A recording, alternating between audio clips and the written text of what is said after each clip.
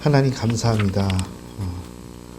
2023년도 상반기 우리가 함께 구약의 맥으로 하나님의 말씀을 나누었습니다.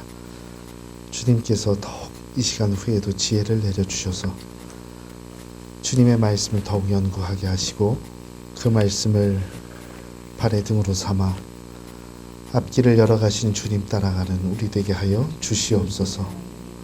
언제나 우리와 함께 하시고 성령으로 조명하셔서 새로운 지혜를 더하시는 예수 그리스도의 이름으로 기도 올리옵나이다. 아멘.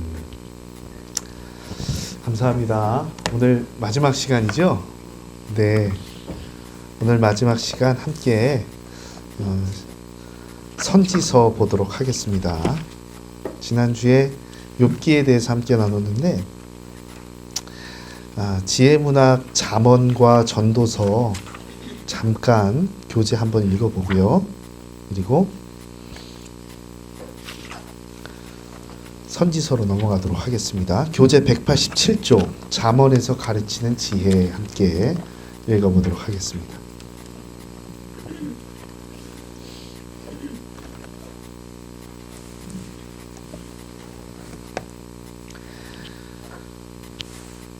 자, 잠언에서 가르치는 지혜 한번 한 목소리로 같이 읽도록 하겠습니다. 시작.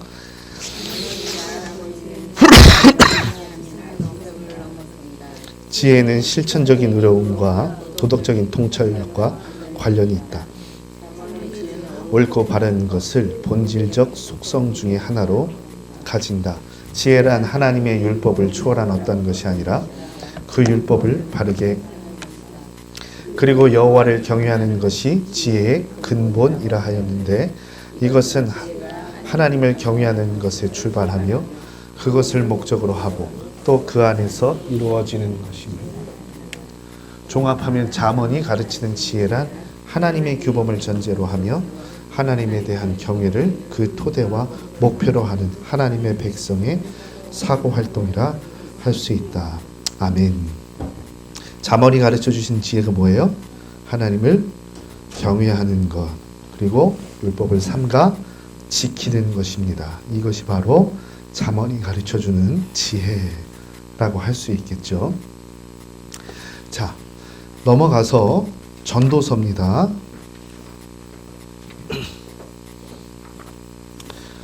전도서 192쪽 보시면요, 주제가 나와 있습니다. 주제, 우리 주제 같이 한번 읽어보겠습니다. 전도서 주제 함께 읽습니다. 192쪽 함께 읽습니다. 시작. 전도서는 전통적으로 의미 있다고 생각해온 모든 것들에 대하여 강한 회의감을 표현해 주고 있다. 사람들은 자신의 지혜로 인간사를 이해할 수 있다고 생각하면서 그 이치를 깨닫기 위해 지혜의 길을 추구해왔다. 그러나 전도서 기자는 인간의 지혜에는 한계가 있으며 사람의 이해력으로는 하나님의 길을 알 수 없음을 분명히 하고 있다. 한번 읽어볼까요? 전도서 6장 12절. 헛된 생명의 모든 날을 그림자같이 보내는 일평생에 사람에게 무엇이 낙인지 누가 알며 그 신에 무슨 일이 있을 것을 누가 능히 그에게 고하리요. 인간은 자신이 가진 한계들을 인식하지 못하고 자신이 달성한 지혜, 즐거움, 위엄, 부, 정의 등의 가치를 너무 높게 평가한다. 전도서는 이러한 잘못된 확신에 대하여 강하게 비판한다. 전도자가 가로되 헛되고 헛되며 헛되고 헛되니 모든 것이 헛되도다. 전도자는 인간이 추구하는 모든 것들이 헛된 것이라는 것을 강조법을 사용하여 선언하면서 결국 모든 것이 헛되다고 결론을 내리고 있다. 여기서 사용된 헛되다라는 말은 히브리어로 헤벨인데 이 말은 숨이나 수증기를 의미하는 말로서 실체가 없는 어떤 것, 즉 무, 공허, 허무함 등을 나타낸다. 전도자는 처음에 모든 것이 헛되다 내린 후에 자신이 어떻게 이런 결론을 내리게 되었는지를 12장을 통해 설명해주고 있다.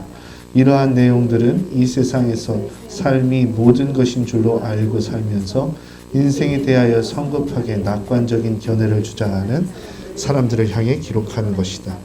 전도서는 이 세상의 삶의 궁극적인 목적을 가지고 사는 사람들에게 인생의 허무함에 대하여 설명하면서 한편으로는 어떤 것이 인생에 있어서 선하고 의미 있는 것인지에 대하여도 밝혀주고 있다. 전도서 2장 24절입니다. 사람이 먹고 마시며 수고하는 가운데서 심령으로 낙을 누리게 하는 것보다 나은 것이 없는 내가 이것을 본즉 하나님의 손에서 나는 것이로다. 이 견해는 세서 거듭 반복되고 있다. 솔로몬은 전도서의 결론 부분에서 그가 발견한 인생의 본분에 대하여 이렇게 말해주고 있다. 일의 결국을 모두 들었으니 하나님을 경외하고 그 명령을 지킬지어다. 이것이 사람의 본분이니라. 아멘. 아멘. 우리가 그 잠언 전도서 이게 누가 쓴 거예요? 솔로몬이 쓴 거죠. 어떻게 한 사람이 이런 다른 글을 쓸 수 있나? 우리가 사실은 의문을 가져야만 합니다. 그런데 뭐예요? 이 세상이 헛되고 헛되죠. 아까 전에 헛되다라는 단어를 히브리어로 헤벨이라고 이야기했는데 여러분 헤벨이라는 단어가 구약 성경 가인과 아벨 아시죠? 이 아벨이 헤벨에서 나온 겁니다. 네, 헛된 인생. 잠깐 있다 없어지는 안개와 같은 인생. 네, 아벨이 그랬잖아요. 그렇죠? 가인은 뭐죠? 얻는 겁니다. 획득하는 자라는 뜻이에요. 그러니까 아담이 인생을 살아가면서 가인과 아벨을 얻었다는 건 뭐죠? 잠언과 전도서를 얻었다는 것과 비슷한 이야기입니다. 잠언은 뭐예요? 지혜의 근본 여호와를 경외하는 것. 여호와의 율법을 따라 지키면 그가 부하게 하시고, 그렇죠? 풍요롭게 하시고 건강하게 하시고 장수를 선물하시잖아요. 근데 전도서는 뭐죠? 그럼에도 불구하고 인생에 사는 모든 것이 헛되다라고 이야기를 하는 거죠. 이게요, 여러분, 잠언과 전도서가 솔로몬이 지었다고 이야기했잖아요. 이게 참 신비입니다. 그럼에도 불구하고 우리는 잠언을 가지고 전도서에서 말하는 인간의 유한함을 동시에 가지고 가야 된다는 거죠. 유한한 인생 가운데 그럼에도 불구하고 신앙의 원리를 세워야 하고요. 신앙의 원리 가운데 교만하지 않고 내 유한성을 자각해야 한다는 말입니다. 이게 전도서와 잠언을 짧게 요약을 하면은 이런 글이 됩니다. 지혜 문학에서 이야기하는 것이 이런 거예요. 여러분 날마다 잠언과 전도서를 통해서 신앙적으로 큰 교훈을 얻으시고 그리고 말씀에 따라 순종하시고 또 때로는 내가 가지고 있는 건 내려놓으시고 그렇죠? 그리고 이웃에게 베풀어 주시는 더 나은 믿음의 삶 살아가시기를 간절히 축원합니다. 자, 선지서로 넘어가도록 하겠습니다. 네, 교재는 197쪽 펴주시고요. 이사야부터 보도록 하겠습니다. 여러분 여기에 심판과 위로의 예언자라고 나와 있는데요. 여러분 예언자 하면 어떤 느낌이 드십니까? 예언자. 예언. 우리가 미래를 예측할 수 있다면 제가 저번에 이렇게 가면서 저기 고개를 넘어가니까 그렇게 점집이 많더라고요. 무슨 점을 본다. 어떤 점을 본다. 우리가 미래를 예측할 수 있다면 얼마나 좋겠습니까? 내일을 예측할 수 있다면. 참. 주식의 상한가를 맞출 수 있다면 그때를 알 수 있다. 구체적으로 말씀드리면 그렇죠? 우리의 경기의 업황을 알 수 있다면 참 어마어마한 이윤을 쏟아내고요. 우리 인생이 정말 부유해질 텐데 라는 생각을 해보게 됩니다. 그런데 구약에서 말하는 예언은 뭐예요? 이런 예고와 예측이 아니겠죠. 점쟁이들을 하는 그런 인간 개인의 기륭화복이 아닐 겁니다. 단순히 앞일을 예견하는 게 아니라 성경에서 말하는 예언은 하나님의 말씀을 맡았다라는 뜻이죠. 그래서 왜 제가 구약성경 구약의 맥 처음 시작하면서 예언의 예자는 미리 예자가 아니라 그 예금할 때 맡길 예자다. 그렇죠? 하나님의 말씀, 하나님의 음성을 단지했다. 라는 의미에서 예언이라고 말씀을 드렸습니다. 예언자들은 그런 사람들입니다. 하늘의 음성을 들은 사람. 그렇죠? 하나님의 말씀을 맡아서 그 시대의 상황에 맞게 적절하게 하나님의 음성을 전달했던 사람. 그렇다면 여러분 이스라엘 역사에서 이 예언자가 언제 등장했을까요? 언제 등장했죠? 주전 8세기에 등장했습니다. 물론 그 이전에도 예언자라고 불리는 인물들이 있었죠. 우리가 잘 아는 사무엘도 선지자였죠. 그렇죠? 그리고 뭐 미가야, 나단 뭐 이런 사람 다 선지자 아닙니까? 엘리야, 엘리사 얼마나 위대한 선지자입니까? 그리고 넓은 의미에서는 아브라함과 모세도 하나님의 말씀을 맡은 사람이라고 할 수 있겠죠. 하지만 이 사람들과 그 주전 8세기에 등장하는 예언자들과 다른 점이 뭘까요? 8세기 이후에 등장하는 예언자들은 문서를 남겼다는 겁니다. 그 선지자의 이름으로 책이 쓰여졌더라는 거죠. 하나님의 말씀을 그냥 음성에서 끝내지 않고 어떻게 해요? 기록한 겁니다. 이게 주전 8세기부터 이사야부터 말라기까지 우리가 이런 예언자들 있죠. 이사야, 예레미야, 에스겔, 호세아, 요엘, 아모스, 오바댜, 요나, 미가, 나훔, 하박국, 스바냐, 학개, 스가랴, 말라기. 이사야부터 말라기까지. 오늘 우리가 이 소위 예언자라고 불리는 이 작은 책을 쓴 사람들이 있어요. 이 사람들은 공부하기 조금 힘들고요. 대예언자라고 하는 사람들이 있죠. 이사야, 예레미야, 에스겔에 대해서 우리가 같이 보도록 하겠습니다. 제가 이 강의 준비하면서 딱 에스겔까지 하면 이제 끝나겠다라는 생각이 들더라고요. 오늘 열심히 달려서 에스겔까지 마치고 끝내도록 하겠습니다. 자, 우리가 그러므로 이 예언서를 공부할 때 꼭 잊지 말아야 할 것이 이 예언자들은요 이스라엘 역사를 담고 있더라라는 거예요. 이 예언자들이 한 하나님의 말씀은 철저히 이스라엘 역사를 풍자하거나 비판합니다. 이것을 꼭 기억하셔야 돼요. 개인의 뭐 잘됨 이런 거 이야기하는 것이 아닙니다. 공동체에 드러난 하나님의 말씀, 음성을 이야기한 것이더라라는 거예요. 그래서요, 이 이스라엘 역사에 맞춰서 이 선지자들을 네 시대로 분류할 수 있습니다. 주전 721년 처음입니다. 네 시대 중에 첫 번째, 네 시대 중에 첫 번째입니다. 주전 721년. 여러분 이때 무슨 일이 있었죠? 721년 북왕국이 멸망합니다. 요건 기억해 두세요. 주전 721년 BC 721년입니다. 이때 북왕국 이스라엘이 멸망합니다. 이때 활동했던 선지자가 누구냐? 호세아, 아모스, 이사야, 미가입니다. 여러분 성경을 읽을 때 호세아서를 읽는다. 이게 어디의 배경이에요? 북왕국 이스라엘의 멸망을 배경으로 하고 쓴 거다 라는 생각을 가지고 읽으시기 바랍니다. 아모스를 읽을 때 북왕국 이스라엘이 왜 멸망했는가에 대한 내용이 거기 담겨 있더라라는 거예요. 그것을 기억하시기 바랍니다. 다시 한번 북왕국 이스라엘 721년에 멸망하는데 그때 활동했던 선지자 호세아, 아모스, 이사야, 미가입니다. 자, 둘째로 북왕국 멸망 721년부터 주전 587년까지 587년 어떤 일이 있었죠? 남왕국 유다의 몰락입니다. 바벨론이 쳐들어오죠. 북왕국은 아수르에 멸망하고 남왕국은 바벨론에 멸망하고 그때 활동했던 사람들이 예레미야, 스바냐, 나훔, 하박국, 오바댜입니다. 그리고 셋째 바벨론 포로 시대입니다. 587년에서 538년. 대략 성전이 무너지는 시기부터 시작해서 50년이죠. 이때 바벨론으로 끌려갔던 인물이 하나 있습니다. 2차 포로 때. 누구죠? 에스겔. 그렇죠. 에스겔입니다. 그리고 이사야도요. 이사야 선지자가 참 유명했던 사람이었거든요. 남왕국의 그 왕족 출신 중에 한 명이었습니다. 1장부터 39장까지가 이사야가 이 아수르의 침략과 그 북왕국 멸망을 먼저 상정하고 있다면 40장 이후부터는 이 바벨론 포로 시대를 기억하고 있습니다. 그래서 40장, 이사야 40장에서 55장까지의 내용입니다. 그리고 포로기 이후 이제 제2성전을 지을 때 있죠. 수룹바벨. 그렇죠? 제2성전을 봉헌할 때 주전 515년 전에 쓰여집니다. 학개, 스가랴, 말라기겠죠. 이렇게 시대를 구분하면요.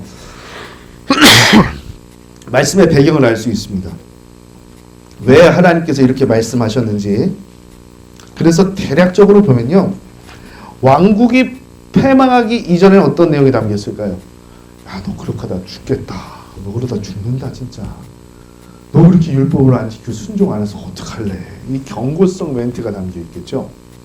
하지만 나라가 망하고 성전이 무너지고 어떤 내용이 담겨 있을까요? 예언의 핵심이 어디로 옮겨질까요? 하나님께서 회복시키신다. 하나님께서 낫게 하신다. 하나님께서 너희들 치셨으나 치유하시고 다시금 예루살렘 땅으로 돌아오게 하신다.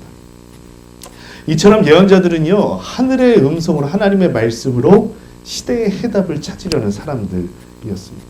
자, 이런 생각을 가지고 이사야서를 들어가 보겠습니다. 자, 심판과 위로의 예언자라고 되어 있죠. 교재 198쪽 한번 읽어보도록 하겠습니다. 같이 읽겠습니다. 시작. 이사야는 우시아가 죽은 후 요담, 아하스, 히스기야 시대까지 BC 740부터 BC 680년까지 약 60년간 활동했다.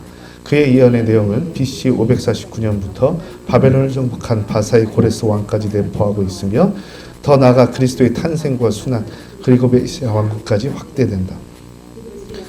이사야는 므낫세 때 톱으로 켜서 죽임을 당했다고 전해진다. 이사야는 북이스라엘 말년에도 있었고 남유다 역사 때에도 있었기에 그의 메시지는 북이스라엘과 남유다를 향한다. 그 당시 아술의 사네립이 히스기야를 괴롭혔던 때이다. 그러기에 히스기야는 이스라엘을 많이 의지했다. 그의 죽음의 사건도 이사야서에 기록되어 있다. 당시 아수르가 가장 불과하고 이사야는 남유다가 아수르가 아닌 바벨론에 의해서 심판받을 것임을 예언하고 있다. 네, 방금 전에 제가 말씀드린 내용이고요. 이사야서의 구절을 보면 이렇게 되어 있습니다. 심판을 예언합니다. 전반부와 후반부로 나눌 수 있는데요. 40장이 분기점입니다. 전반부와 후반부를 나누는 40장이 1장부터 39장까지는 심판을 예언하고요. 중간에 뭐가 끼워져 있어요? 히스기야의 사건이 나와 있습니다. 히스기야의 사건 잘 아시죠? 아수르 군대가 들어왔으나 어떻게 해요? 기도로서 물리치는 사건. 그리고 히스기야가 발병하죠. 병이 나서 15년을 더 살게 되는 이야기까지. 그런데 그 15년이 뭡니까? 바벨론 왕의 사절단에게 성전과 왕국의 국간을 다 보여주는 침략의 빌미를 제공하는 이야기. 그게 나와 있습니다. 그리고 40장 이후부터는 뭐예요? 후반부입니다. 그래서요, 이 1장부터 39장까지의 주제가 여기 심판 예언이라고 했는데 정확하게 얘기하면 심판과 구원의 이중주라고 할 수 있습니다. 심판과 구원의 이중주. 여러분, 하나님께서 심판하십니다. 이 말씀 들으시면 어떤 느낌이 드세요? 너 심판하실 거야. 너 하늘이 알아. 너 그렇게 살면 죽는다. 어떤 느낌이세요? 위협이죠. 싸우자고 덤비나. 이런 거잖아요. 우리가요, 이 하나님의 심판을 들을 때 하나님의 숨겨진 뜻을 발견을 해야 됩니다. 특히 선지서도 마찬가지예요. 자, 이사야 1장 14절에서 18절 보시면 심판하신 하나님 그 의도에 대해서 우리가 알 수 있습니다. 이사야 1장 14절에서 18절입니다. 죄송합니다. 제가 감기가 조금 그만큼 걸려가지고 죄송합니다. 1장 14절에서 18절 우리 같이 한번 읽어보겠습니다. 1장 14절에서 18절 시작. 내 마음이 너희의 월삭과 정한 절기를 싫어하고 내가 지기에 곤비하였느니라. 너희가 손을 펼 때에 내가 내 눈을 너희에게서 가리고 너희가 많이 기도할지라도 내가 듣지 아니하리라. 스스로 깨끗하게 하여 내 목전에서 너희 악한 행실을 버리며 행악을 그치고 선행을 배우며 정의를 구하며 학대받는 자를 도와주며 고아를 위하여 신원하며 과부를 위하여 변호하라 하셨느니라. 여호와께서 말씀하시되 오라 우리가 서로 변론하자. 너희의 죄가 주홍 같을지라도 눈과 같이 희어질 것이요 진홍같이 붉을지라도 양털같이. 자, 계속해서 25절 27절입니다. 내가 또 내 손을 내게 돌려 25절 내 찌꺼기를 잿물로 씻듯이 녹여 지팡간들과 처음같이 내 모사들을 본래와 같이 회복할 것이라. 그리한 후에야 내가 의의 성읍이라 신실한 고울이라 시온은 정의로 구속함을 받고 그 돌아온 자들은 공의로 구속함을 받으리라. 아멘. 여러분 왜 매를 드세요? 여기 좀 이게 단어들이 좀 이런 단어들이 있죠. 내 손에 피가 가득하다. 그렇죠. 진홍같이 붉을지라도 내 찌꺼기를 씻어라. 청결하게 해라. 스스로 씻어라. 뭐예요 여러분? 선지자의 눈으로 보면 하나님 지금 어떤 일을 하고 계시죠? 빨래하고 계신 겁니다. 죄악으로 더러워진 그 시온의 옷을 아주 그냥 청결하게 빨고 계신 거예요. 심판은 뭐예요? 빨래다. 단순한 고통이 아니다. 씻기시는 하나님, 정화시키시는 손길이 바로 하나님의 심판입니다. 이사야에게 있어서. 여러분 이런 하얀색 셔츠에 짬뽕 국물 하나 튀면 어떻게 됩니까? 요즘에는 세제가 아주 잘 나왔죠. 아주 깨끗해져요. 풀면 그냥 아주 그냥 바로 없어지는데 예전에 어떻게 했어요? 방망이로 패고 막 비틀고 두드리고 이거 물 하나 빼려고 그랬죠. 온갖 노력을 다 들여야 했습니다. 어떻게 보면 하나님의 눈에 이스라엘도 마찬가지다라는 거겠죠. 너희 너무 더러워졌어. 너희 깨끗하게 씻어야 돼. 사실 이게 내 정체성, 내 행동의 근원 고치려면 어떻게 해야 됩니까? 내 행동 작은 거 습관 하나 바꾸려면 어떻게 해요? 뼈를 깎는 고통이 필요하죠. 부단한 노력이 필요한 거예요. 이게 정말 어려운 거죠. 이게 몸에 배인 습관 하나 바꾸는 게 정말 힘들잖아요. 이사야로 하면은요, 이게 하나님의 심판입니다. 일상에 사무친 그 우상 숭배, 그렇죠? 이웃을 향한 그 불공정함들, 그 불의함들, 이거 없애는 게 하나님의 심판이다. 그래서 고통스럽죠. 그런데 재밌는 게 이사야를 통해서 알 수 있는 게 이 하나님의 심판이 오래가지 않는다는 거예요. 우리가 정결하게 되면 뭐예요? 하나님 어떻게 하시죠? 자, 2장 말씀 보시기 바랍니다. 우리가 1장 봤는데 바로 2장 1절에서 4절 말씀 보시기 바랍니다. 우리 같이 읽겠습니다. 2장 1절에서 4절 시작. 아모스의 아들 이사야가 받은 바 유다와 예루살렘에 관한 말씀.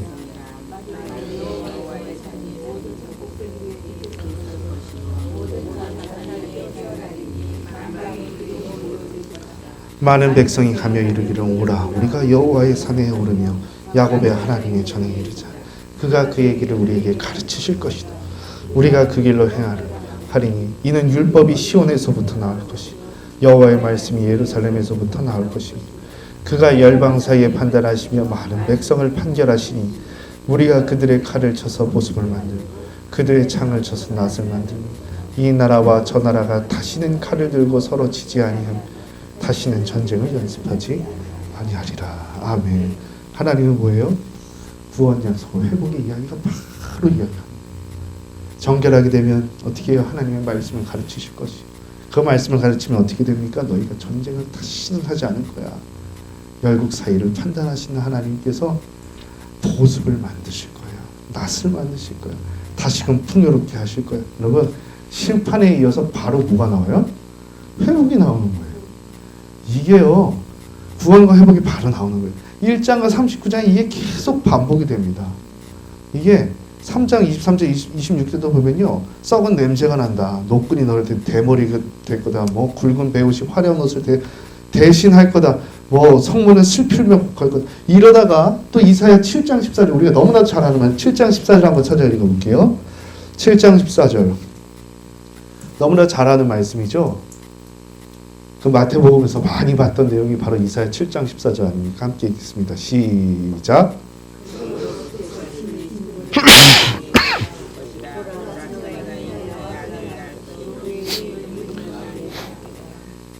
임마누엘 무슨 뜻입니까? 하나님 우리와 함께 하신다. 재앙을 이야기하시지만 결국에는 뭡니까? 궁극적으로 함께 하신다. 이게 바로 하나님의 계획입니다. 심판이 다가 아니라는 거죠. 우리가 어려워하는 거, 인생 가운데 신음하며 고통하는 거, 이거 궁극적인 하나님의 계획이 아니더라라는 거예요. 우리가 깨끗하게 정결하게 하나님 앞에 서면 하나님은 내가 예상치 못할 위대한 회복으로 이끄신다라는 겁니다. 그래서 이사야서를 연구한 구약학자, 유명한 구약자 중에 차일즈라는 학자가 있어요. 그래서 이 학자는 이렇게 이야기했습니다. 하나님의 심판을 이전 일이다.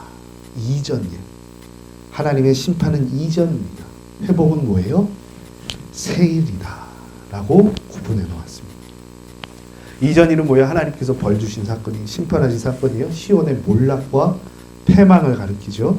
그렇다면 새 일은 무엇입니까? 예루살렘이 누리는 회복과 부흥과 평안이 바로 새 일입니다. 어제는 심판의 날이었어요. 슬픔의 날이었어요. 내일은 뭐예요? 희망으로 가득 찬 부흥의 도시, 번영이 가득 찬 도시. 그래서 이사야 43장 18절에서 21절입니다. 우리 같이 한번 읽어볼게요. 43장 18절에서 21절 말씀. 이사야 43장 18절에서 21절 말씀 같이 읽겠습니다. 43장 18절에서 21절입니다. 시작. 너희는 이전 일을 기억하지 말며 옛날 일을 생각하지 말라. 보라, 내가 새 일을 행하리니 이제 나타낼 것이라. 너희가 그것을 알지 못하겠느냐?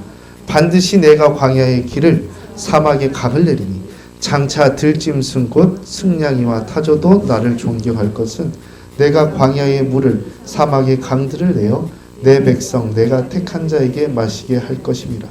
이 백성은 내가 나를 위하여 지었나니 나를 찬송하게 하려 함이라. 아멘. 이것이 뭐죠? 우리를 향한 하나님의 궁극적인 목적이에요. 하나님의 계획. 여러분을 향한 하나님의 구체적인 계획이에요. 이 말씀을 꼭 한번 이렇게 쳐주세요. 그리고 암송하시길 바랍니다. 아, 이게 그렇구나. 나를 향한 하나님의 뜻이구나. 여러분, 사실 이게 우리가 목적이 분명하면 어떻게 해요? 가는 길이 고되고 힘들어도 실망하지 않죠. 목적이 분명하면 실망하지 않습니다. 모든 과정은 뭐예요? 연단이고 훈련이죠. 이를 기억하시고 주 말씀 안에 날마다 걸어가시는 여러분 되시길 바랍니다. 하나님은 결국엔 내 편이다. 당당하게 나아가신 여러분 되시길 바랍니다. 자, 이게 39장까지 내용입니다. 이게 이사야서를 읽으면 오늘 우리 교재에도 우리 199쪽에 보면 성경의 축소판 이사야서라고도 나와 있죠. 여기서 잘 나와 있어요. 어떻게 이사야의 예언이 신약에서 이게 성취가 되었는지, 고난받는 메시아를 통해서 어떻게 하나님의 말씀을 예수님께서 성취하셨는지. 그래서 저는 이사야서를 읽으면 읽을수록 하나님의 뜻이 가장 여실히 드러난 선지서가 아닐까라는 생각을 해보게 됩니다. 자, 여기 심판과 구원의 강조 있죠? 199쪽 교재 보시면 여기 한번 읽어보도록 하겠습니다. 심판과 구원을 강조 199쪽. 여기부터 여기 네모 박스도 한번 쭉 한번 읽어볼게요. 구원이 주께 있음을 특히 강조하며 구원이라는 단어가 26번이나 등장한다. 어떤 선지서보다도 월등하게 메시아에 대한 예언이 많이 나오는데 특히 고난받는 메시아를 예언하고 있다. 이사야의 예언은 메시아는 처녀에게서 태어날 것이다. 동정녀 마리아에게서 나셨다. 갈릴리에서 사역할 것이다. 이방의 땅 갈릴리에서 사역하셨다. 다윗의 보좌를 계승할 것이다. 그의 조상 다윗의 왕위를 받았다. 그의 길이 예비될 것이다. 세례 요한에 의해 선포되셨다. 뺨 맞고 구타당할 것이다. 손바닥으로 맞고 구타당하셨다. 높임을 받을 것이다. 하나님과 백성에 의해 높임을 받으셨다. 고난으로 외모가 상할 것이다. 군인들에게 매질을 당하셨다. 피로 속죄할 것이다. 우리 죄를 속하기 위해 피를 흘리셨다. 모든 사람에게 거절당할 것이다. 우리의 죄와 슬픔을 질 것이다. 우리의 죄를 위해 죽으셨다. 우리를 대신해 죽으셨다. 부자의 무덤에 장사될 것이다. 아리마대 출신 부자 요셉의 무덤에 장사되었다. 그를 믿는 자는 구원을 받을 것이다. 그를 믿는 모든 자는 구원을 받았다. 범죄자와 함께 죽을 것이다. 마음이 상한 자를 고칠 것이다. 마음이 상한 자를 고치셨다. 그래서 뭐예요? 이사야서에 예언했던 대로 메시아 예언들이 신약에서 모두 이루어졌다라는 것이죠. 그래서요, 학자들이요, 이 이전 일에 대해서는 십자가라고 이야기하고 새 일은 부활하신 예수님 부활 사건이라고 이야기하는 것입니다. 여러분, 우리가 이처럼 실패와 성공 속에서 흔들려 살지만 우리 하나님은 가장 선한 길로, 구원의 길로 여러분을 인도하실 것입니다. 이게 39장까지의 이야기가 결국엔 이렇게 흔들리는 이야기고요. 40장 이후부터의 이야기가 뭐예요? 66장까지의 이야기가 이제 남유다가 결국에는 바벨론으로 포로로 끌려가게 됩니다. 그 민족의 가장 어두운 시기에 주신 말씀이 이제 40장부터 66장까지의 말씀입니다. 저는요, 성경에서 가장 아름답고 시적이고 감동 있는 부분으로 꼽으라면 바로 이 부분을 꼽습니다. 여러분 한번 대해 가셔서 한번 쭉 한번 읽어보세요. 감동입니다. 이걸 하나님 나에게 주신 러브레터라고 생각하시면 정말 이게 마음에 밀려오는 그런 엄청난 감동을 느끼실 수 있으실 겁니다.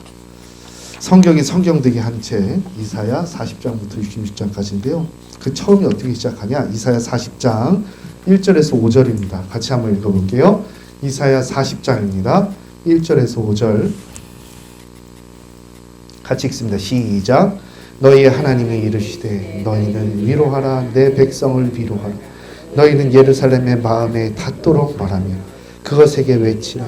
그 노역의 때가 끝났고 그 죄악이 사함을 받았느니라. 그의 모든 죄로 말미암아 여호와의 손에서 벌을 배나 받았느니라.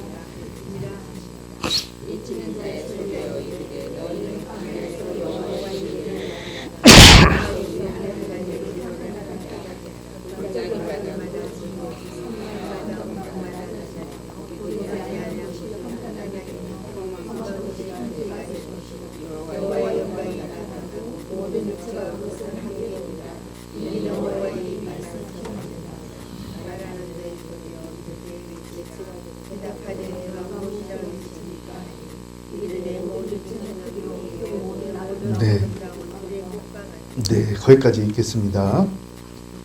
어떻게 이야기하세요? 40장부터 첫 마디가 뭡니까? 위로하라. 내 백성을 위로하라. 여러분 포로로 끌려갔습니다. 노예로 생활하고 있습니다. 그런데 숨죽이며 그런 고통 속에 살아갈 때 위로하라. 내 백성을 위로하라. 여러분 한시도 우리 하나님 떠나신 적이 없으십니다. 우리 삶을 철저하게 기억하고 계시죠. 그리고 우리 하나님 어떻게 하십니까? 다시금 저 영적인 고향으로 돌아갈 새 길을 여시는 분이 바로 우리 하나님이십니다. 그래서 이사야서의 주제를 두 가지로 꼽으라면 하나는 뭐예요? 아까 전에 이야기한 것처럼 1장에서 39장까지 이야기한 것처럼 궁극에는 회복시키시는 하나님, 회복의 은총과 부활을 더하시는 하나님이라면 두 번째는 새 길을 여시는 하나님이십니다. 여러분 마틴 루터 킹 아시죠? 흑인들의 인권을 위해서 평생을 바쳤던 사람이죠. 목사님 아닙니까? 유명한 연설을 하죠. I have a dream. 그렇죠? 나에겐 꿈이 있습니다. 그런데 우리는 I have a dream만 생각을 하지 그 연설이 어디서 비롯되었을까? 라는 생각을 못하죠. 사실 이게요. 이사야 40장을 기반으로 한 설교문입니다. 제가 그 영상을 봤는데 나에겐 꿈이 있습니다. 그 뒤에 어떤 문장이 나와요? 이렇게 나옵니다. 모든 계곡이 높이 솟아오르고 모든 언덕과 산이 나아지고 울퉁불퉁한 땅이 평지로 변하고 꼬부라진 길이 곧은 길로 바뀌고 하나님의 영광이 나타나 모든 생물이 그 광경을 함께 지켜보리라는 꿈을 꿉니다. 이런 연설이 나와요. 이게 그 목사님이잖아요. 그분이 설교한 거예요. 설교. 하나님 주신 꿈은 나는 이런 꿈을 꿉니다. 마치 바벨론 포로들이 저 자유를 해방하는 마음처럼 이 노예와 같은 생활을 청산하고 싶습니다. 라는 설교를 대중 앞에서 한 겁니다. 그렇습니다. 우리 하나님 어떤 분이시죠? 새 길을 여시는 분이세요. 한 번도 가보지 않은 그 평등한 길을 하나님 열어달라고 그렇게 연설한 거거든요. 새 길을 여시는 하나님, 막힌 길이 아니라 새로운 길을 열게 하셔서 자유를 주시는 분이 바로 우리 하나님이시다라는 거예요. 그러므로 우리에게 하나님은 어떤 분이 되십니까? 이사야, 이 이름의 뜻이 뭐죠? 이사야, 이샤야거든요. 이샤, 구원하십니다. 구원이 여기 있습니다. 야훼입니다. 하나님의 구원이 여기 있다는 거거든요. 하나님께서 구원하신다라는 거예요. 구원하신 하나님, 날마다 붙들고 살아가신 여러분 되시기를 간절히 축원합니다. 자, 둘째로 오늘 우리가 예레미야로 바로 넘어가야 되거든요. 자, 예레미야서는 구약에서 가장 긴 책으로 볼 수 있습니다. 이게 시편보다 낱말수가 더 많아요. 예레미야는 21,000개 정도 되거든요. 근데 시편은 19,000개죠. 분량이 어마어마합니다. 예레미야를 여러분 다 읽으셨다. 여러분 대단하신 겁니다. 성경의 가장 긴 책을 읽으신 거예요. 여러분, 예레미야는 누굽니까? 예레미야는요, 이사야가 유다의 그런 상류층 귀족이라고 이야기했잖아요. 왕족 출신이라고 이야기했잖아요. 그래서 그 유다의 굵직한 그 정치사에 영향력 있게 히스기야에게 도움을 줬던 사람이 바로 이사야 아닙니까? 예레미야는 누굴까? 아나도스의 제사장 hil기야의 아들이 바로 예레미야입니다. 그렇다면 예레미야가 살았던 시기는 어떤 시기였을까요? 유다 역사상 정치적으로 가장 혼란스러운 시기였습니다. 여호야긴, 시드기야로 이어지는 아주 혼란스러운 시대였죠. 그의 인생을 어떻게 정의할 수 있을까요? 여러분 별명 있으시죠? 여러분 별명은 어떤 거죠? 어떠세요? 그래도 저는요, 학창 시절 때 왕따 당한 적은 없거든요. 참 은혜이기도 한데 그냥 별명만 놀리고 말았지 애들이 저를 따시키지는 않았습니다. 그런데 예레미야는 왕따였어요. 왕따가 당해야 될 그 소외감과 그 아쉬운 마음을 예레미야가 다 겪어야만 했습니다. 왜 왕따가 됐을까요? 그가 전한 메시지가요, 바벨론을 선결하였거든요. 바벨론 왕이 주는 그 멍에를 매면 너희들 목숨은 살아. 살 수 있을 거야. 심판을 명할 수 없지만 계속해서 심판받고 있지만 바벨론 왕이 주는 멍에를 매면 너희 목숨은 부지할 수 있을 거야. 이게 예레미야의 메시지였어요. 여러분 생각해보세요. 이게 민족주의자들 봤을 때는 이거 완전 돌로 쳐 죽일 얘기거든요.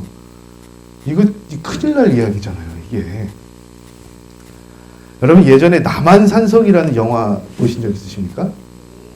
남한산성. 저도 그게 참 의미 있게 봤어요.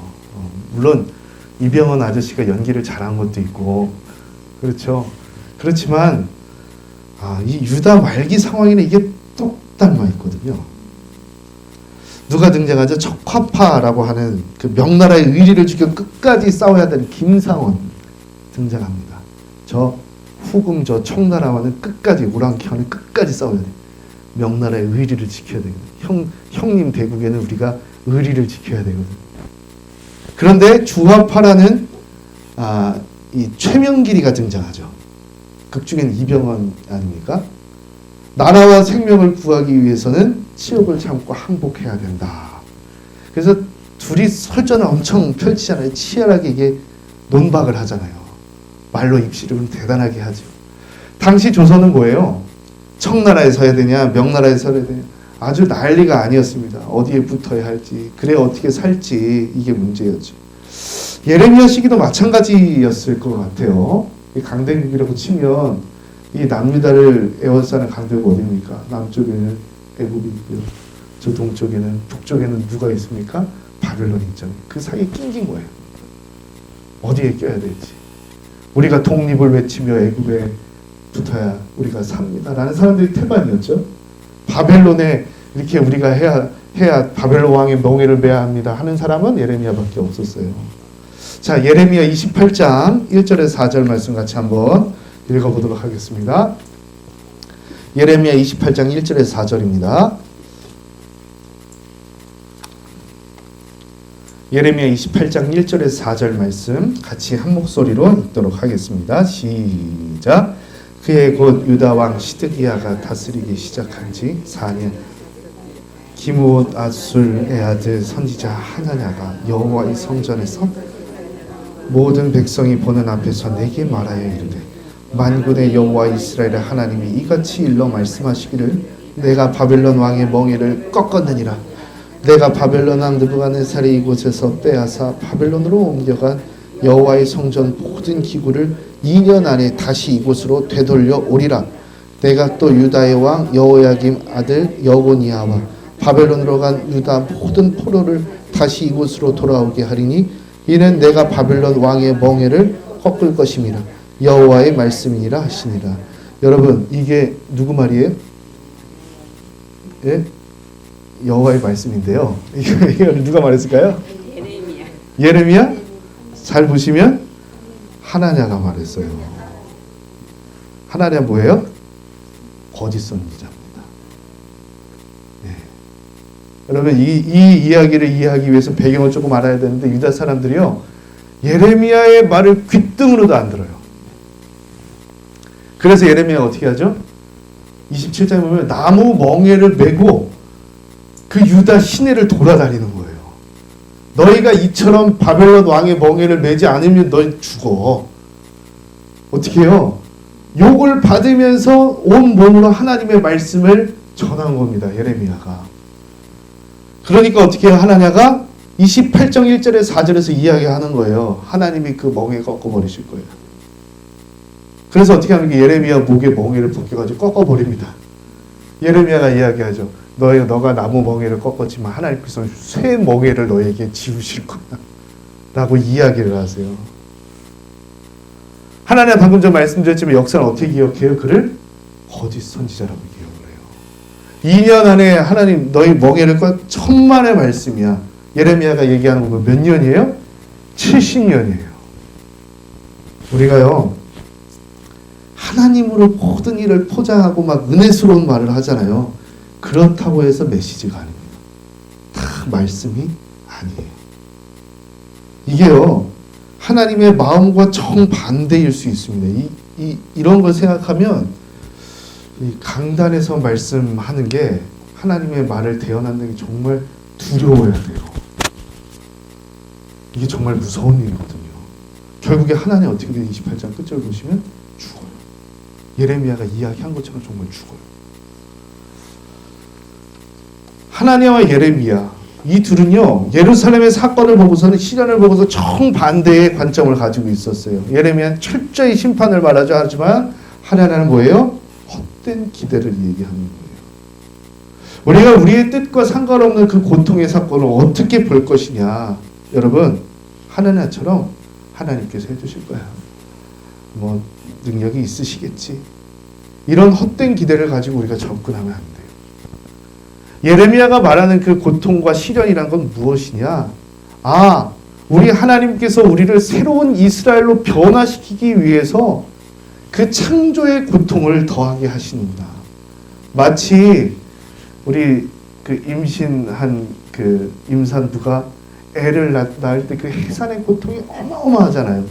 세상이 무너지는 고통 아닙니까? 세상의 가장 큰 고통을 깨고서는 그 아이 새 생명이 나오는 거거든요. 예레미야는 그렇게 봤어요.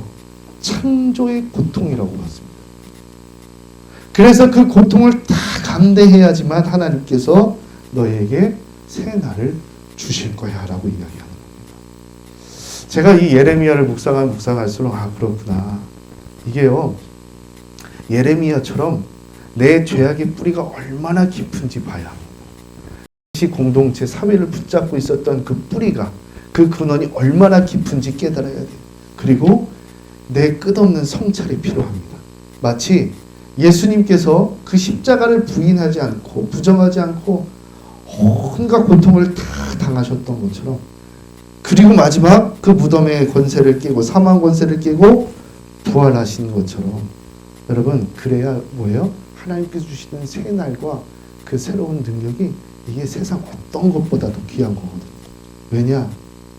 내가 그만한 모든 것들을 정말 사도 바울의 이야기를 하면 배설물로 여길 정도의 그런 그렇죠. 그래서 제가 이렇게 침방을 하다 보면은 그 고통과 고난의 풀무불을 견디신 분들은 신앙이 달라요. 아주 단단합니다. 네. 어떠한 고통과 어떠한 그런 유혹에도 넘어가지 않는 단단한 그 부활의 신앙.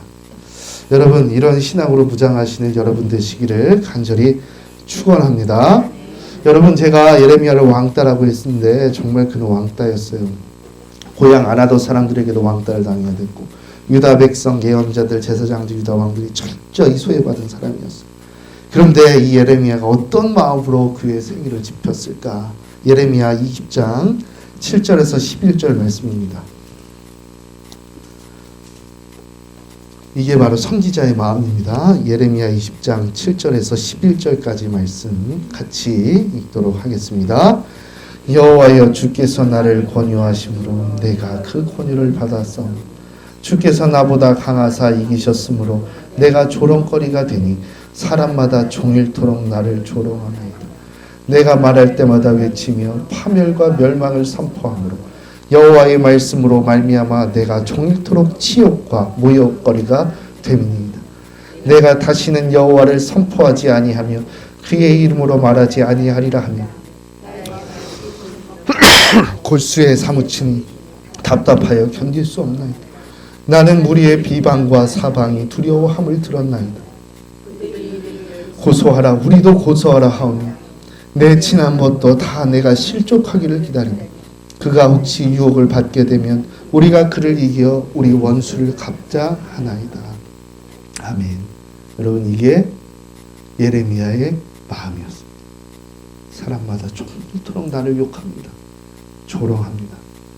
여호와의 말씀 때문에, 하나님의 말씀, 하나님 나에게 주신 그 말씀과 음성 때문에 내가 종일토록 치욕거리와 모욕거리가 됩니다. 그럼에도 뭐라고 얘기해요? 내가 다시 여호와를 선포하지 아니하며 그의 이름을 말하지 아니하라 하면 내 마음이 어떻게 됩니까? 불붙는 것 같습니다. 골수에 사무칩니다. 답답하여 견딜 수 없습니다. 이게 선지자의 마음입니다. 그리고 누구의 마음이에요? 하나님의 마음. 그러면 예언자는 어떤 사람일까요? 유대학자 아브라함 요스 헬셀이라는 사람이 이렇게 이야기합니다. 예언자는 자신의 삶과 영혼을 하나님과 관계 회복에 목숨을 건 사람들이다. 예언자는 하늘의 눈으로 인간 실존을 주석하고 하나님과 의식을 나누는 사람들이다. 그래서 영어로 심파티라고 하죠. 하나님과 심정을 같이 하는 사람이 바로 예언자다. 하나님과 뭘 같이 해요? 그 심정을 같이 하는 사람. 심파티잖아요. 그 정념을 같이 하는 거예요. 하나님과 그 정서를 같이 나누는 사람. 하나님이 슬퍼하실 때 슬퍼하고 하나님이 분노하실 때 분노하고 하나님이 우실 때 함께 울 줄 아는 사람이 바로 예언자입니다. 선지자. 여러분, 신약시대에 와서 정말 선지자 누굽니까? 저는 사도 바울이라고 이야기해요. 사도 바울이 어떻게 이야기하죠? 성도들에게 묻잖아요. 누가 주의 마음을 알았느냐? 누가 주의 마음을 알아서 주에게 질문하겠느냐? 주에게 가르치겠느냐? 그리고 뭐라고 이야기하죠? 우리가 그리스도의 마음을 가졌느니라. 그리스도의 마음 뭐죠? 빌립보서 2장 본문, 하나님의 본체시나 동등됨을 취할 것으로 여기지 아니하시고 어떻게 자기를 비워 종의 형체를 가지사 낮아지사 사람들과 같이 되셨고 사람의 모양대로 낮추시고 결국엔 십자가에 죽으셨다. 이게 뭐예요? 예수 그리스도의 마음이다라는 거죠. 이건 동시에 뭐예요? 우리 성도가 품어야 될 마음입니다. 날마다 이 하나님의 마음 품는 여러분 되시길 간절히 축원합니다. 이 안에 불붙는 듯한 예수의 마음, 그 하나님의 마음이 있기를 간절히 축원합니다. 가장 복받는 인생이 이건 것 같아요. 내 부족한 연약한 인간의 육신으로 저 영원한 하나님의 마음을 품어내는 것.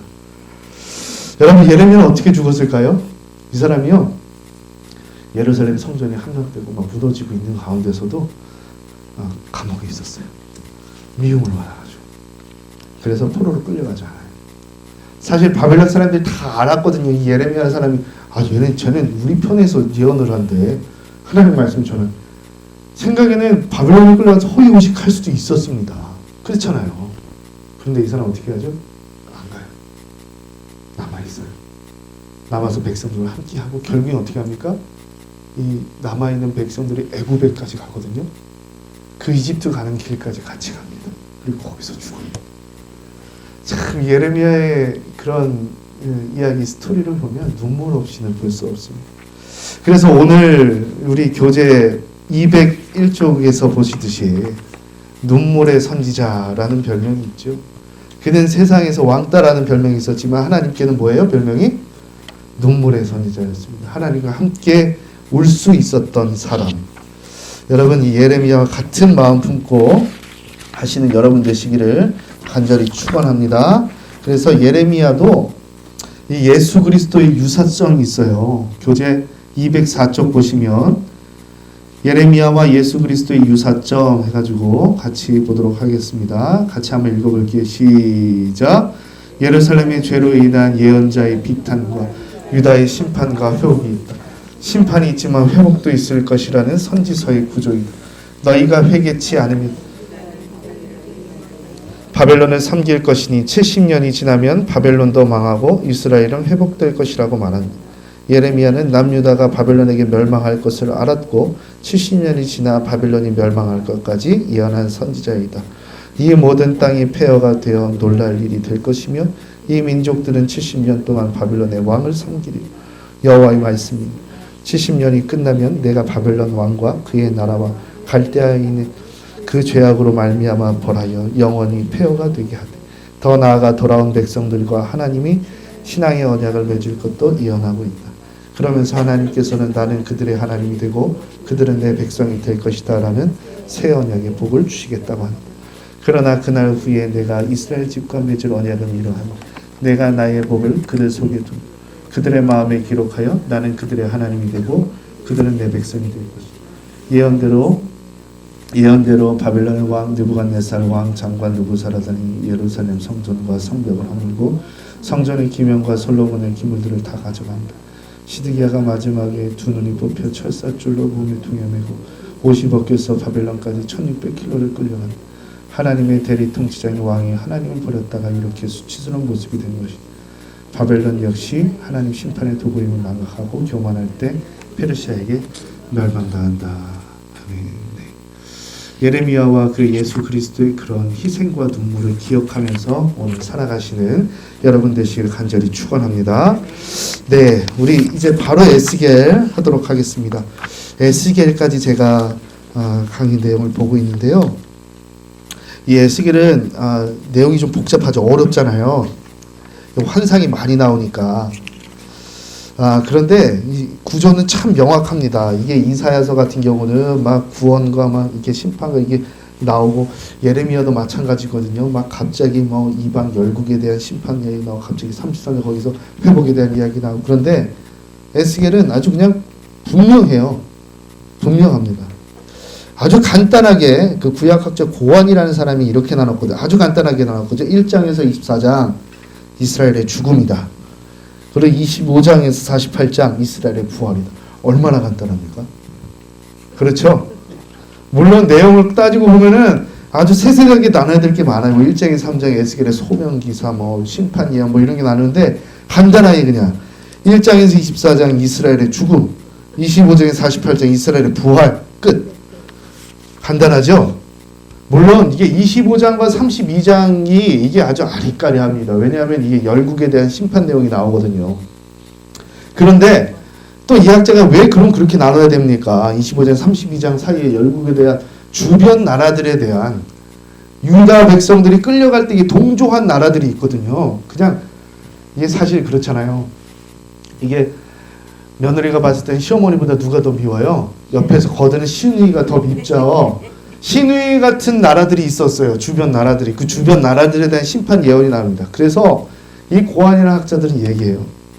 심판하신 하나님이 물론 맞다. 25장부터가 이스라엘의 부활이라고 얘기하는 게 물론 맞다. 그 어체가 이제 구원 약속이 아니라 심판 선고가 맞다. 하지만 유다의 입장에서 봤을 때 주변 나라에 대한 심판은 뭐예요? 당신의 백성을 구원하신 하나님의 구원 계획의 일부라고도 생각할 수 있다.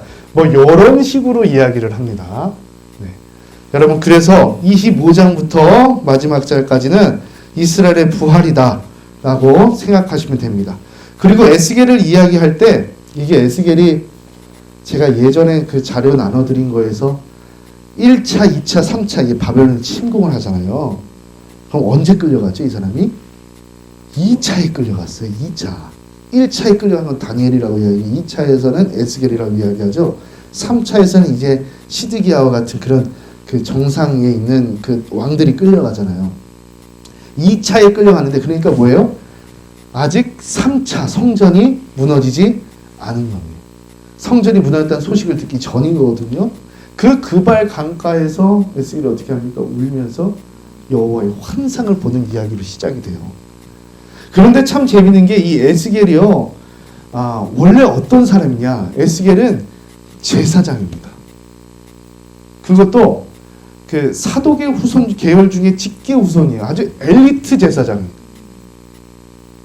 그러니까 이 사람은 항상 어떤 의식을 가지고 있었어요? 내가 제사장이다. 하나님 가장 가까이에서 예배했던 사람이다. 하나님께 향을 올려드린, 분향했던, 하나님 가장 가까이 있었던 사람이다라는 정체성이 있었어요. 그래서요, 이 사람이 이제 제사를 못 드리잖아요. 끌려갔으니까. 그래서 이 사람이 제사를 드리는 마음으로 하나님의 말씀을 전합니다. 제사장 겸 선지자가 되는데 하나님께 예배하는 마음으로 하나님께서 주신 비전을 백성들에게 이야기하는 거예요. 그러니까 에스겔은 뭐죠? 이스라엘과 그 선택받은 백성과의 그 정체성을 동일시했다라는 거예요. 이것을 어떻게 알 수 있냐? 에스겔서 24장 보시면요, 아주 재밌는 내용이 나와요. 24장 뭐죠? 재밌다고 이야기하면 안 돼요. 끔찍한 내용이죠. 24장에 뭐가 있냐? 에스겔의 와이프가 죽습니다. 이게 분기점이에요. 제가 아까 전에 1장에서 24장 이스라엘의 죽음이라고 얘기했죠. 25장에서 48장 이스라엘의 부활이라고 이야기하지 않습니까? 이게 에스겔은 철저히 그 백성의 그런 운명과 이런 모든 것을 자신의 이야기와 동일시하면서 풀어내고 있는 거예요. 그래서 24장 보면 아내가 죽거든요. 그리고 나서 25장에 구원하신 하나님, 그 이방 민족을 멸하시는 하나님에서 쭉 나오는 겁니다.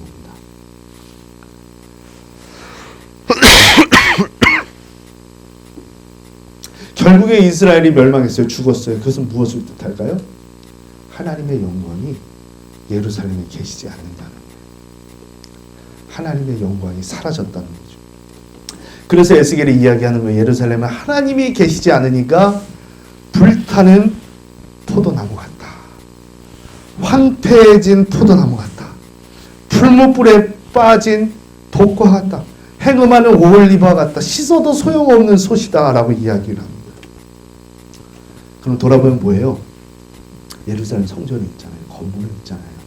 그런데 하나님이 빠지면 성전은 성전이 아닌 거라. 이게 참 우리 시대에 큰 시사점을 줍니다. 여러분, 교회는 뭐예요? 건물이야. 예수 그리스도의 몸을 이뤄가는 우리가 교회인 거잖아요.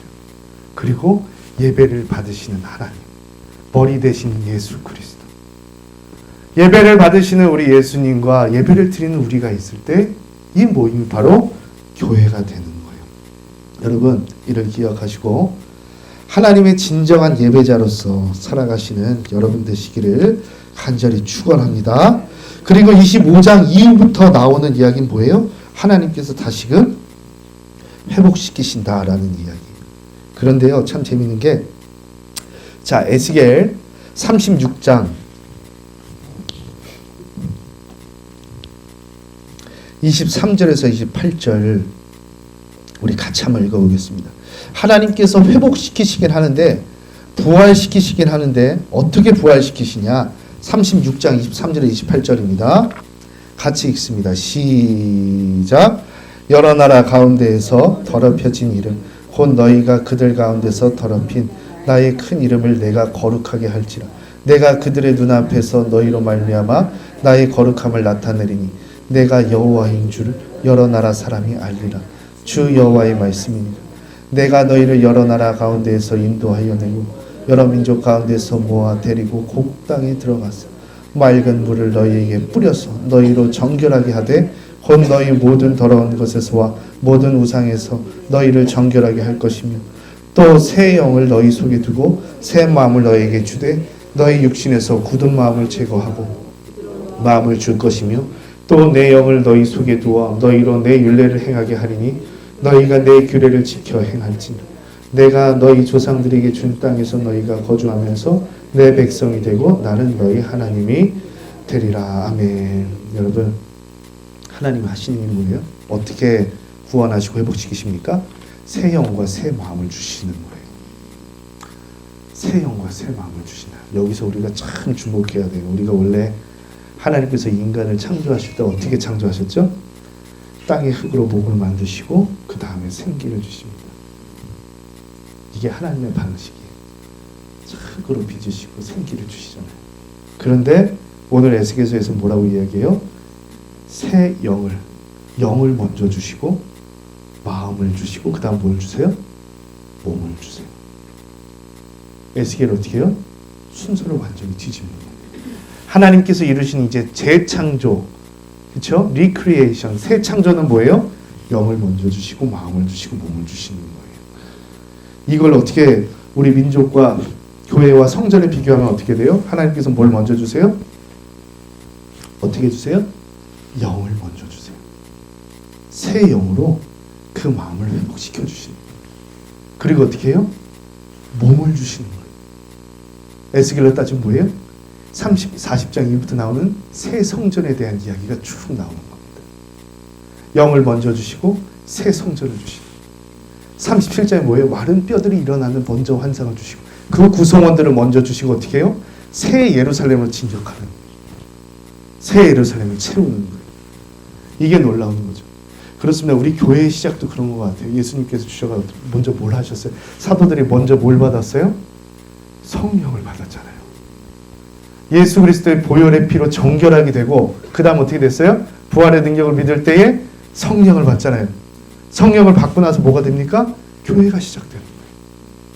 순서가 이렇게 되는 거거든요. 어떻게 보면 이 민족을 재창조하시고 회복시키시는 역사는 교회의 회복과 교회의 창조를 예표하는 이야기가 되더라라는 겁니다. 우리의 부흥을 주신 하나님은 어떤 모습일까요? 우리도 마찬가지거든요. 우리에게 먼저 은혜를 주시고, 그렇죠? 우리의 마음을 뜨겁게 하시고 또한 몸된 교회를 섬기게 하시는 이런 놀라운 역사. 여러분 날마다 이 놀라운 하나님의 계획 가운데 적극적으로 동참하시는 여러분 되시기를 간절히 축원합니다. 우리 강의를 마치면서 여러분 구약의 맥이잖아요. 맥 흐르는 겁니다. 그렇죠? 강줄기라고도 할 수 있죠.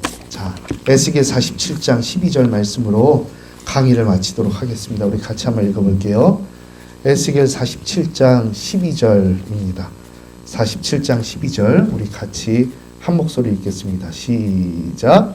강 좌우가에는 각종 먹을 과실나무가 자라서 그 잎이 시들지 아니하며 열매가 끊이지 아니하고 달마다 새 열매를 맺으리니 그 물이 성소를 통하여 나옴이라. 그 열매는 먹을 만하고 그 잎사귀는 약재료가 되리라. 아멘. 여러분 오늘 흐르는 이 성소에 나오는 생명수로 풍성한 일상의 열매 맺으신 여러분 되시기 바랍니다. 부요한 인생 살아가신 여러분 되시기를 바랍니다. 그리하여서 날마다 이 열매와 실과로 하나님께 영광 올려드리는 여러분의 삶이 되기를 간절히 기도합니다. 기도하겠습니다. 하나님 감사합니다. 주님, 우리가 이 구약의 맥 10개의 강의를 통하여서 다시 한 번 더 하나님의 말씀 우리의 삶 가운데 깨닫게 하시니 감사를 드립니다. 주님, 오늘도 성소에서 흐르는 그 생명수로 내 가란 영혼 적시며 내 일상 가운데 풍요롭고 기름지게 하는 하늘의 복락이 있길 원하오니 주님 적셔주시고 채워주시옵소서. 주님, 나로 인하여서 생수가 흘러나가기 원하오니 주님 인도하여 주시옵소서. 예수 생명 전달할 때 새 영을 받고 새 마음이 되고 또한 몸된 예수 그리스도의 교회에 섬기게 되는 놀라운 부흥과 회복의 역사를 더하여 주시옵소서. 앞으로 우리의 믿음을 더욱더 굳건하게 하여 주시고 우리의 영성을 깊게 하여 주시고 부활 이후 생명이신 하나님의 말씀 가르치며 전달하는 우리 되게 하여 주시옵소서. 살아계시 역사하시며 우리에게 놀라운 생명의 역사를 더하시는 예수 그리스도의 이름으로 기도 올리옵나이다. 아멘.